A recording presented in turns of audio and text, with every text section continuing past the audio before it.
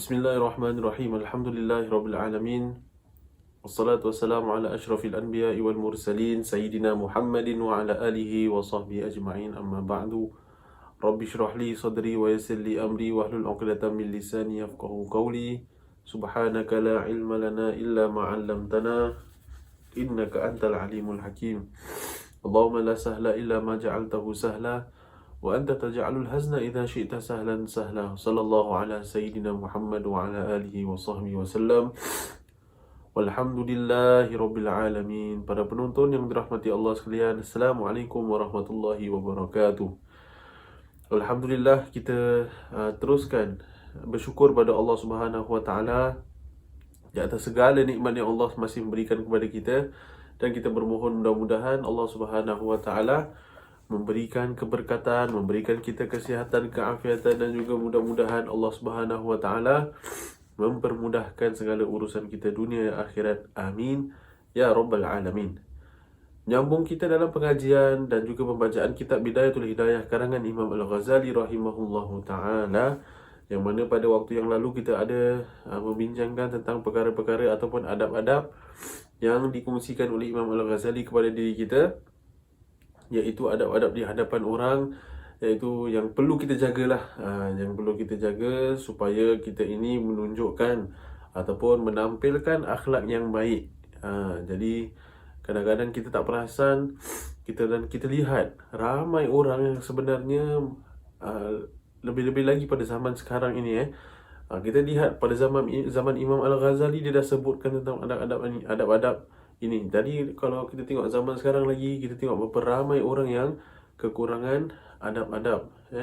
Sebab kemana pun kita pergi, ada adab-adabnya yang tersendiri.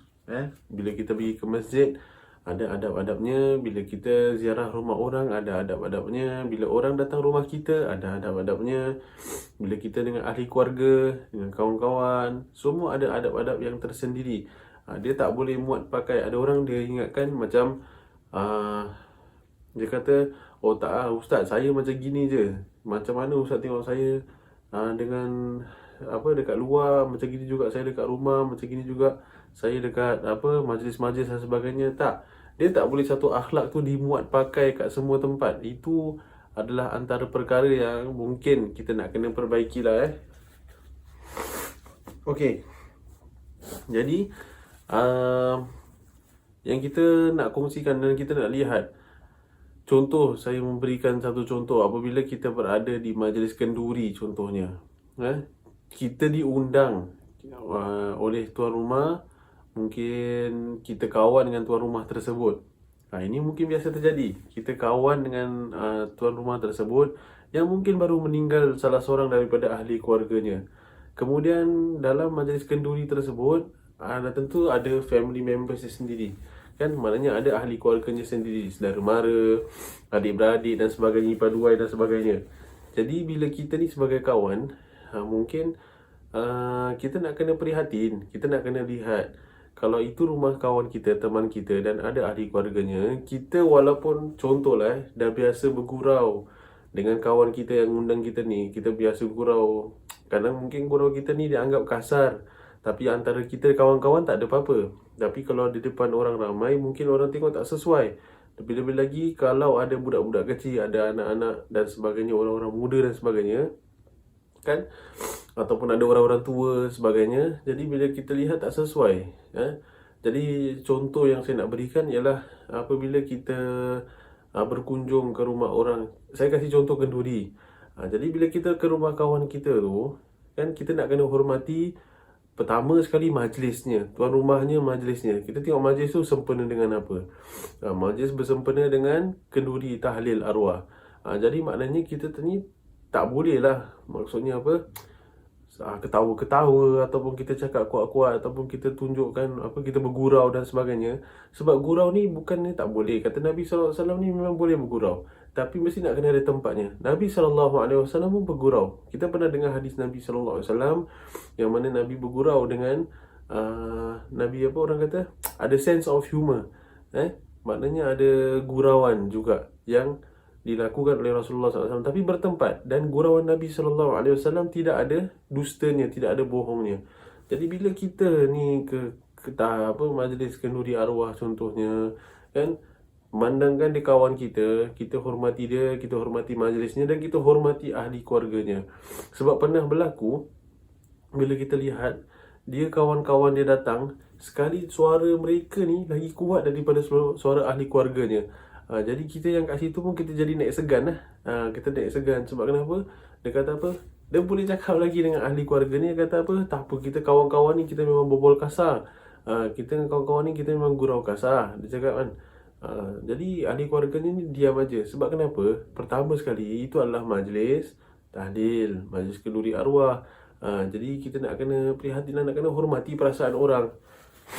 Kita memang betul antara kawan-kawan kita gurau kasar dan orang kata apa, no hard feelings. Dia tak offended ataupun dia tidak terkesan dengan gurauan masing-masing. Tak kisah antara kawan. Tapi bila akhlak tersebut dibawa ke tempat yang tak sesuai, maknanya jadinya tak sesuai. Dia tak boleh muat naik. Oh Ustaz, saya ni bukan orang munafik. Saya tak nak jadi orang munafik. Saya tak nak jadi orang berpura-pura. Kita sesuaikan diri kita ke satu tempat. Bukan bermaksud kita ni munafik, bukan bermaksud kita ni pura-pura, tidak. Sebab itulah, maaf cakap tuan-tuan, kalau kita ni nak gunakan atau kita nak pakai baju pun ada tempat-tempatnya. Bila dekat rumah kita nak pakai baju t-shirt atau kita nak pakai seluar, kita nak pakai kain pelikat, kan? Yang apa, orang-orang mungkin yang muslimah dia nak pakai baju apa, kupu-kupu ke, baju kelawar ke, atau nak pakai apa pun dekat rumah, asalkan tutup aurat dan jaga etika, tak ada masalah. Tapi bila dia keluar rumah, dia kan mesti tutup aurat. Dan maksud tutup aurat ni mesti nak kena pakai decent ni. Maknanya orang kata apa? Nampak penampilan itu tidak menimbulkan fitnah. Ya, penampilan tidak menimbulkan fitnah. Jadi, kalau misalnya dekat luar dia pakai, dia dress up lah orang kata, adakah dia orang munafik? Dah tentu tidak. Sebab maksudnya apa? Sebab dia sesuaikan dirinya dekat mana dia berada. Jadi dengan akhlak kita pun begitu juga. Bukan sebab kita ni munafik, tidak. Bukan sebab kita ni apa orang kata berpura-pura, tidak. Tetapi sebab kita ni sesuaikan diri kita dengan hal keadaan. Itu yang disampaikan oleh Imam Al-Ghazali. Bila kita depan orang, ada cara-caranya. Bila kita depan ataupun berdepan dengan orang yang kita kenal, ada cara-caranya. Bila kita berdepan dengan orang kita tak kenal, ada cara-caranya. Bila kita bertamu, berkunjung ke rumah orang, ada caranya. Dan bila orang berkunjung ke rumah kita, ada adabnya, ya. Jadi kita nak kena ingat dan kita nak kena beritahu dengan diri kita dan juga ahli keluarga kita, teman-teman kita. Kalau kita ni jaga adab kita dekat tempat lain, dekat majlis orang dan sebagainya, bukan bermaksud kita ni pura-pura, bukan bermaksud kita ni buat-buat apa orang kata perangai ataupun akhlak yang bukan daripada diri kita, tidak. Itu kita menjaga adab kita. Sebab tu namanya menjaga. Kita kontrol kita punya attitude, kita kontrol kita punya akhlak. Sebab itulah yang mencerminkan agama kita, itu yang mencerminkan iman kita. Bila kita nak cakap kuat-kuat, bila kita nak cakap pelan, bila kita nak tinggi suara, bila kita nak bergurau, semuanya bertempat. Jadi macam mana kita nak buat tu semua adalah dengan kita berfikir, kalau aku cakap ni, apakah kesan-kesan yang akan berlaku bila aku melakukan sedemikian. Contohnya, kita fikir dan kita muhasabah dulu sebelum kita lontarkan kata-kata. Jadi maknanya otak kita ni nak kena lagi cepat daripada lidah kita. Masalahnya selalu orang kadang lidahnya lagi cepat daripada otaknya. Sebab tu bila dia dah cakap, baru lepas tu dia menyesal. Baru lepas tu dia apa orang kata, alamak, dah tak boleh nak tarik balik lah. Sebab tu ada pepatah Melayu kata apa, sesal sesal kata-kata tidak ada, tak boleh nak tarik balik lah katanya. Apa papan lah kan, kalau kita nak tengok peribahasa Melayu tu kan, telajak perahu boleh undur balik, tapi kalau telajak kata-kata tak boleh nak patah balik. Jadi itulah yang kita nak jaga. Okey, maka menyambung kita dalam pembacaan. Kata Imam Al-Ghazali, renggangkan dirimu dari mereka tetapi engkau bukan bengis, dan lemah lembut terhadap mereka tetapi engkau sebenarnya bukan lemah. Dan jangan suka bermain dengan hamba-Mu, nanti akan hilang harga dirimu pada pandangan mereka. Jadi apa yang nak dikatakan ataupun nak disampaikan di sini adalah, kan bila kita ni berurusan dengan hamba, ataupun contohnya yang kita boleh berikan pada zaman sekarang adalah dengan ahli keluarga kita, anak-anak kita, ataupun mungkin dengan pekerja-pekerja kita, ataupun dengan teman-teman, kan. Kita ni orang kata apa? Contohnya kalau kita ni ada pangkat, kita bos lah, ataupun kita supervisor ke apa, maknanya ada orang yang report dengan kita. Baik, dalam masa yang sama, kita nak kena jadi sederhana. Kita tak boleh nak terlalu keras, dan kita pun tak boleh terlalu lembut. Sebab kalau kita terlalu keras, orang akan takut dan orang akan buat kerja dengan tak ikhlas. Sebab ketakutan, bukan sebab ikhlas. Kalau kita terlalu lembut pula, takut-takut akan hilang harga diri. Maksud hilang harga diri ni dengan maksud dia hilang sense of respect. Itu kadang-kadang kita pun nak kena faham sebagai seorang majikan ataupun sebagai seorang orang kata ketua lah. Betul, kita boleh bergaul dengan pekerja kita. Memang betul. Tak ada, memang itu adalah perkara yang betul. Tapi ada, kita nak kena draw line. Kan? Jangan sampai, contohnya kalau kita guru, ni contoh lah yang saya boleh sampaikan.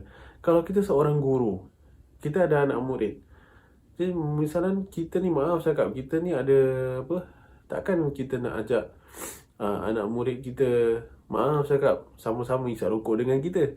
Betul tak? So kita kata apa, tak lah Ustaz, kita nak kena sama-sama, jadi diorang pun boleh senang nak relate kita. Itu satu perkara yang salah. Sebab kenapa? Sebab pertama sekali, isap rokok, kan, contohnya isap rokok.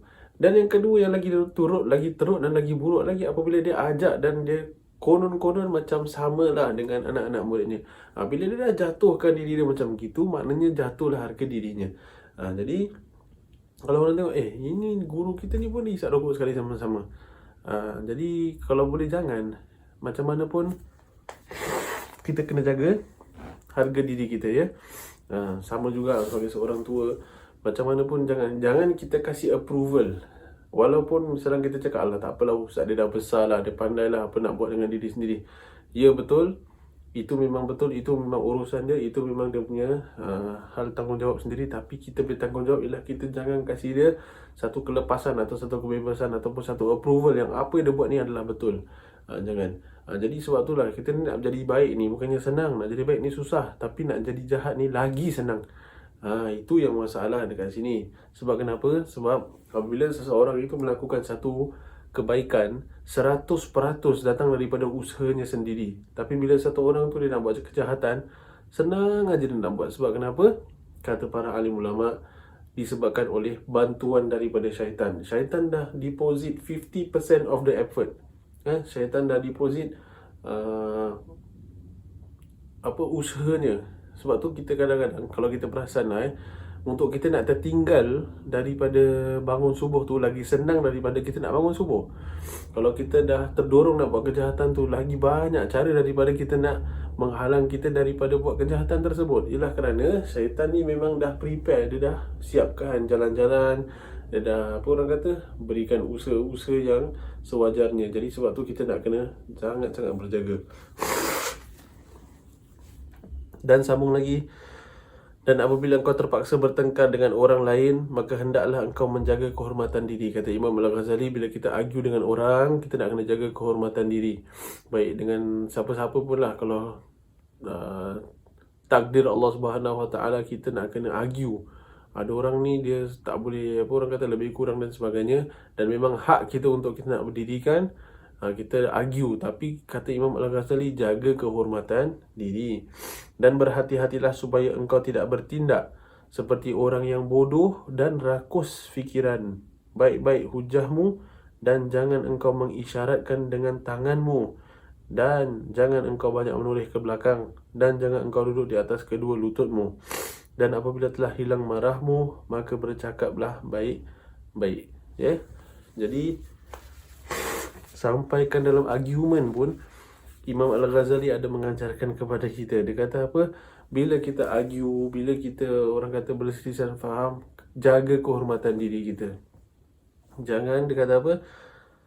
Jangan bertindak seperti orang yang bodoh dan rakus. Maknanya bila marah tu kita nak kena kompos. Kita nak kena tenangkan diri kita, istighfar dan juga selawat banyak-banyak. Kerana kenapa? Selawat kepada Rasulullah SAW ni menyejukkan, menenangkan, kan? Ada orang dia kata bila tengah marah ni suruh berzikir dan bertakbir dan sebagainya. Makin marah orang tersebut. Kenapa? Sebab berzikir dan takbir ni tugasnya memberikan semangat. Sebab tu orang yang berperang dia takbir Allahu Akbar, kan? Jadi kalau misalnya orang tu tengah marah, dia tengah marah-marah, dia kata ucaplah ingat Allah.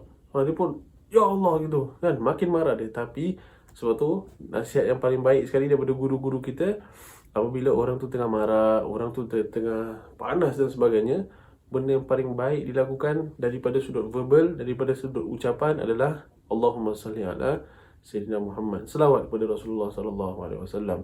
Barulah kalau kita nak ikut hadis Nabi SAW yang mengatakan kalau tengah marah suruh duduk. Kalau tak boleh tengah duduk ni masih marah, berbaring. Kalau baring masih marah, dibangun tapi ambil wuduk. Itu cara Nabi SAW mengajar kita macam mana kita nak contain marah kita. Jadi maka dengan sebab itulah, kita kalau nampak orang tengah marah, siapa-siapa pun kan, kita suruh dia baca selawat. Ingat Nabi SAW. Sebab Nabi SAW baca selawat ni dia akan menenangkan jiwa kita. Dia akan menyejukkan jiwa. Kita lihat orang-orang bangsa lain, contohnya bangsa Arab.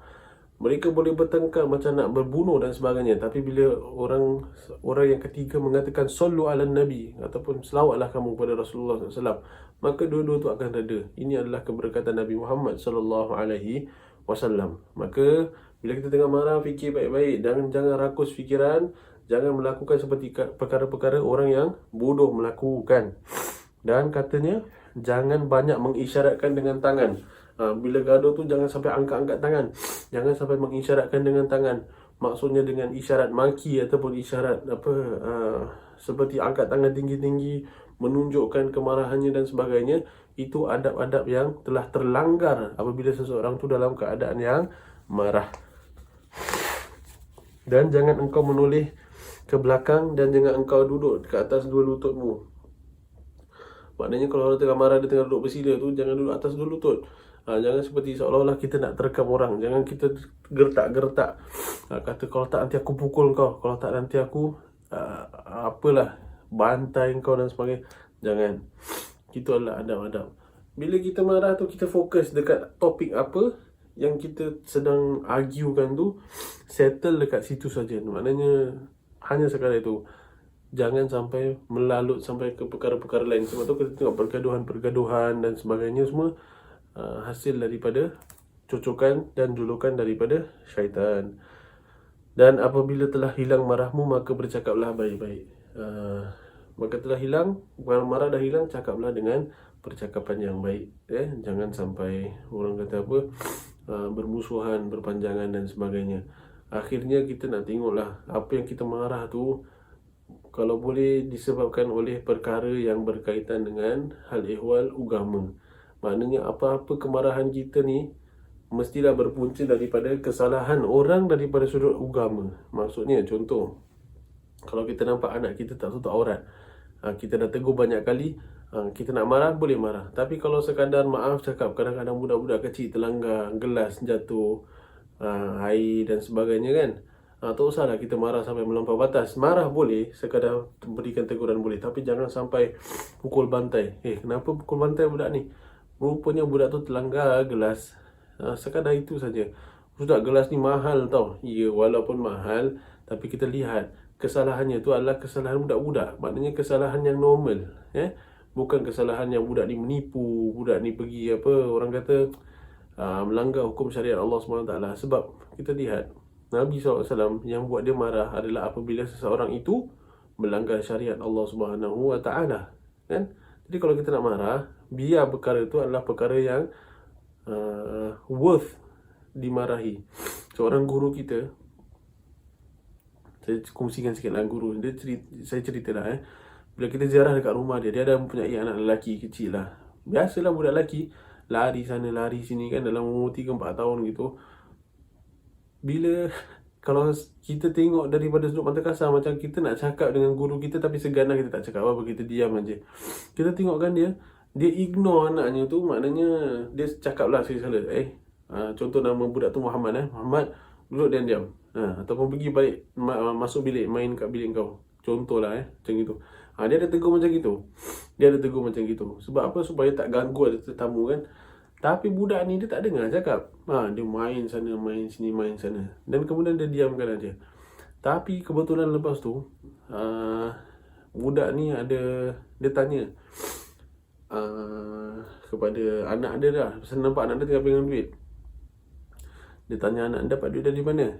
Lepas tu terus budak ni ada unsur-unsur macam nak menipu lah. Maknanya mungkin duit daripada salah seorang tetamu ni jatuh ke apa. Jadi lepas tu budak ni kata yang ni duit dia dan sebagainya, apalah kan. Maknanya ada unsur-unsur penipuan. Dekat situ kita nampak guru kita terus marah. Dia marah daripada budak ni main lari-lari tadi. Sebab kenapa? Sebab budak ni menipu. Dia cakap, dia tanya, siapa ajar kau menipu? Ini bukan duit kau, ni duit orang kan. Kenapa kau cakap ni duit kau dan sebagainya? Mana kau ada duit sebanyak macam gini dan sebagainya? Nampak? Padahal budak tu 3-4 tahun. Tapi cara dia marah tu macam dia marah betul-betul. Jadi budak ni tahu tau. Tipu tu adalah satu kesalahan daripada sudut syariat. Maknanya kalau kita nak marah tu, biar perkara yang orang kata boleh kita marah dan disebabkan oleh syariat Allah Subhanahu Wa Taala. Kalau selain daripada perkara tu, kita boleh tegur dan jangan kita marah sampai melampau batas. Kata Imam Al-Ghazali, apabila telah hilang marahmu, maka bercakaplah baik-baik. Wallahu a'lam bishawab, insya-Allah. Jika ada kelapangan waktu, kita akan menyambung pengajian kita pada waktu yang lain. Sekian saja, yang baik datang daripada Allah Subhanahu Wa Taala. Segala kesilapan datang daripada kejahilan dan keburukan diri saya sendiri. Assalamualaikum warahmatullahi wabarakatuh.